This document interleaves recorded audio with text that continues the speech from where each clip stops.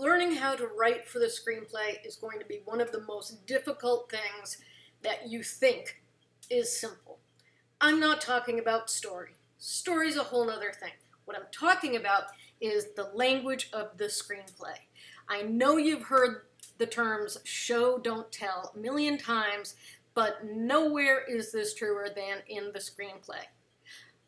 We can only see and hear things. We cannot tell what's going on in your head. So to illustrate this, I'm going to use Silence of the Lambs.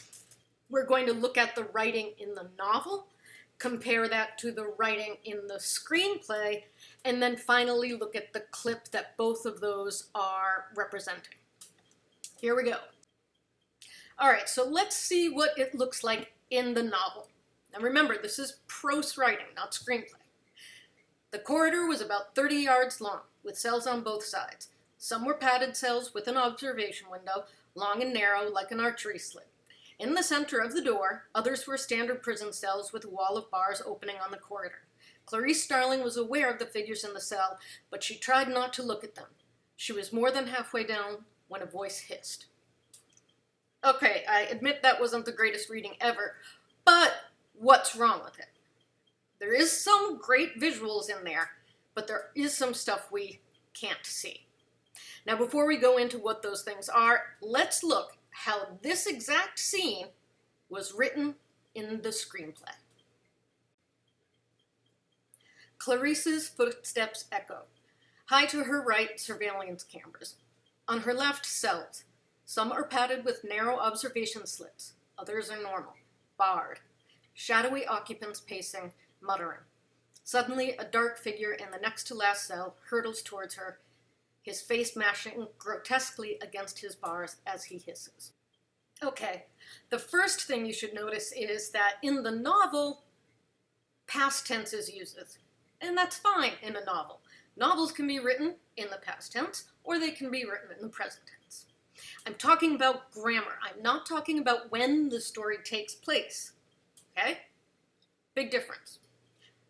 Now, when we look at the screenplay, you'll notice everything is in present tense. It doesn't matter if the story is taking place in the past. The script is a description of what the viewer is going to see, and the viewer is watching this as it unfolds before them. In other words, in the present tense. So even in a flashback, what you are doing is describing in the present tense what happened previously in the story or backstory. But when you're writing a screenplay, you always use present tense. Okay, so we've got that settled, tense-wise. Let's look at other differences between the novel and the screenplay. And we're going to do 3 examples of this. First one. Now, when this was written, you can see there's a lot in here that is visual. The corridor was about 30 yards long. Absolutely, I can see that. Cells on both sides. Absolutely, I can see that. Standard prison cells with a wall of bars. Absolutely. But what can't I see? I can't see Clarice Starling being aware of something. If you don't believe me, turn to someone and say, "Sir or Miss, can you please act like you are aware of something?" They will not be able to do it. You yourself, tell yourself, "Can I act like I'm trying not to do something?" No, we can't see someone trying not to do something. So the screenwriter's job is to try and turn what's going on internally, inside a character's mind, and show that to the audience visually. Yeah, you could do it in dialogue, and in this case it would mean that Clarice Starling has to say out loud, "Gosh, I'm trying not to look at them." That doesn't work. So you have 2 options. Make it visual or eliminate it and let the actors choose how to get that out. Let's look at what Ted Talley, the man who adapted this from the novel, chose to do. So I'm reading here, Clarice's footsteps, yada yada, others are normal barred, yada yada, shadowy occupants, yada yada, his face mashing. What do you know? He just took it out. It wasn't something he considered necessary. Now, you might think that's messed up, and how are we going to convey that she's trying not to look at it? Well, let's see this scene in action and see if there's missing the trying not to look at him, or even though it's not in the script, it makes its way onto the screen.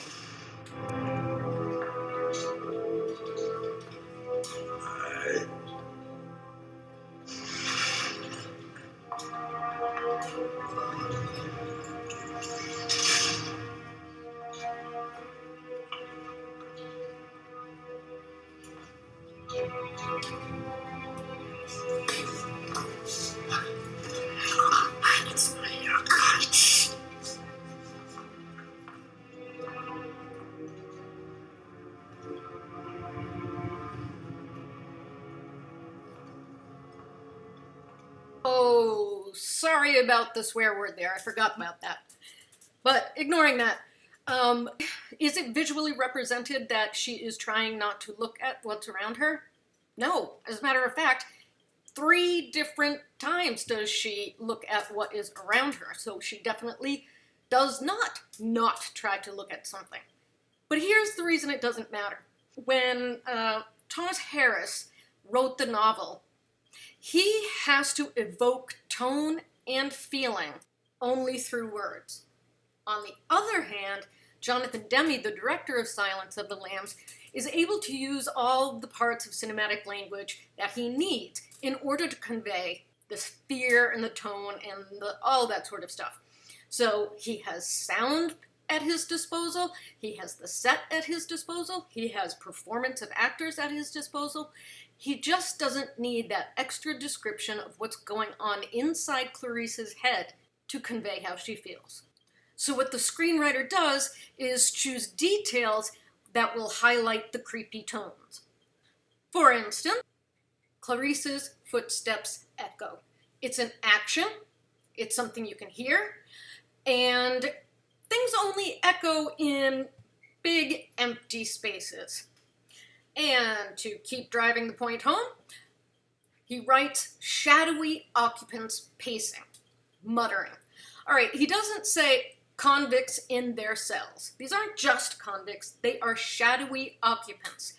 And quite frankly, normal people don't pace around in their cell. So you've got shadowy occupants pacing. That's something we can see. It's an action that the actors can take, and it connotes the tone that the writer wants the director to use.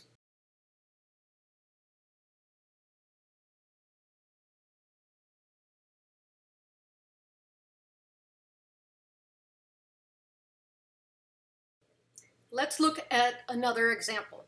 Okay, this is a very short clip. Let's look at it.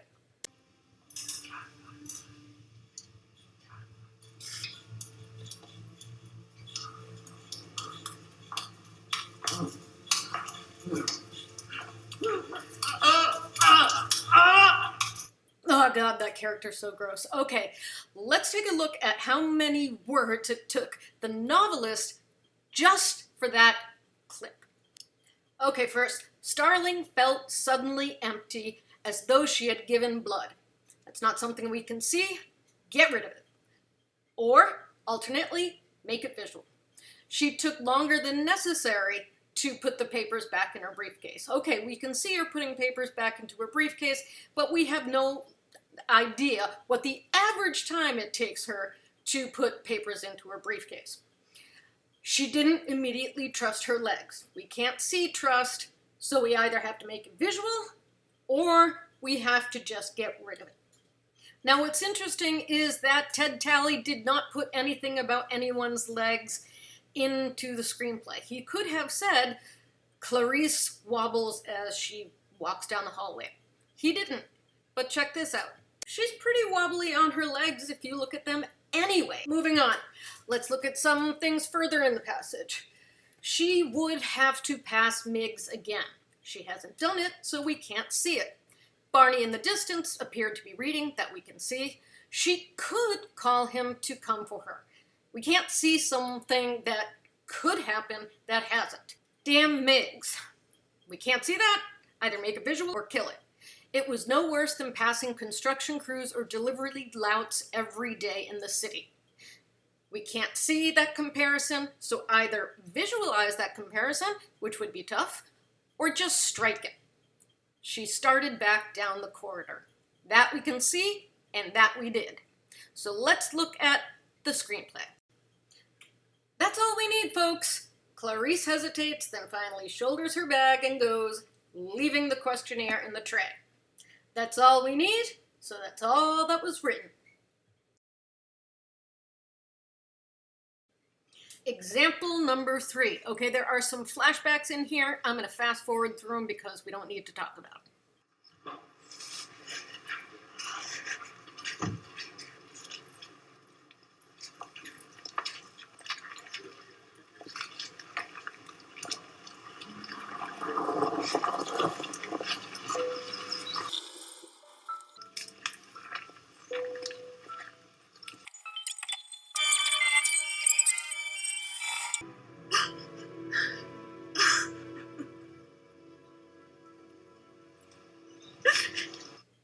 Okay, I know it looks a little weird with the fast forwards, but we don't need to get into flashbacks quite yet. All right, so that whole scene, let's look how it's written in the novel. And note that in the novel, there aren't flashbacks. So that's why I'm saying forget them. All right, the novel. You know how this goes. Okay, Clarice Starling was excited, depleted, running on her will. None of that we can see. Some of the things Lecter had said about her were true, and some only clanged on the truth. Now, we heard what Lecter said. That's the crazy Anthony Hopkins character, by the way. But we have no idea what's true and what clangs of truth, so we can't see it. For a few seconds, she had felt an alien consciousness. Now, every time you see the word felt, or feel, or think, you should feel alarm bells going off. She hated what he'd said. You can't see hate. You can only see the results of hate. And she had to get rid of the anger. This was business. No, we have to see anger manifest, and we can't tell about what she has to do, only what she actually is doing. And of course, this was business is just interior dialogue that we cannot see. Kill it.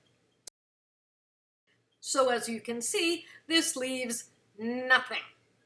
So now Ted Talley, the screenwriter, has to create from whole cloth, from nothing, something that will convey all of the stuff we just read. Let's look at it. Clarice rushes out the front doors, almost stumbling as she rubs her face. And indeed she does. She looks around for and finally spots her car, an old Pinto, parked nearby. She does look around, and it is indeed parked nearby.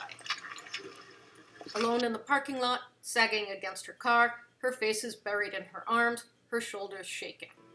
She is alone in the parking lot, she is sagging against her car, her face is buried in her arms, and her shoulders are shaking, and more importantly, those are all things we can see. So what we have there is a bunch of actions. She rushes out the front door, almost stumbles, rubs her face, looks around, spots a car, sags against the car, buries her face in the arm, shakes her shoulders. You can do every single one of those actions. And that, my friend, is the trick of writing visually. It is not easy, but the more scripts you read, the better you will get at it.